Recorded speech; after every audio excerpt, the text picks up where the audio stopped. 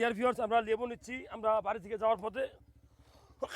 যারা ভিডিওটা দেখছেন, লেবু আপনি কেন খাবেন?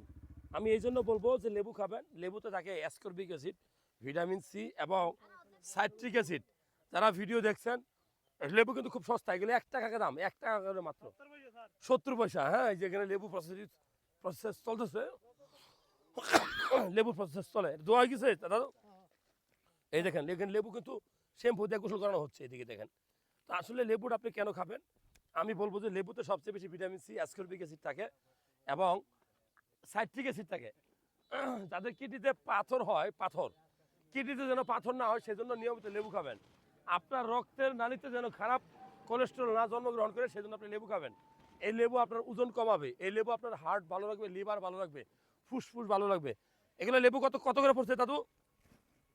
70 পয়সা। 70 পয়সা। দেখেন কত সস্তা। তবে সিন্ডিকেট কিন্তু 4 টাকা 5 টাকা করে বিক্রি করবে, 6 টাকা পর্যন্ত বিক্রি হবে। কৃষক দাম পায় না, ও ব্যবসায়ী দাম পায়। শেষে মানে আসলে লস কার হয়? কৃষকের। মূলত যদি পারেন এই ভিডিওটা শেয়ার করবেন, যে কৃষক যদি এভাবে হাঁটতে থাকে একসময় মুখ ফিরে নেবে, একসময় কিন্তু লেবু তৈরি হবে না। এই লেবু কিন্তু আপনার শরীরে ভিটামিন সি এর খনি। আপনি বাজার থেকে একটা ভিটামিন সি ট্যাবলেট কিনে খাইতে 2-3 টাকা লাগে, কিন্তু এক পিস লেবুতে মিনিমাম 10টা ভিটামিন সি এর সমান ভিটামিন সি পাবেন।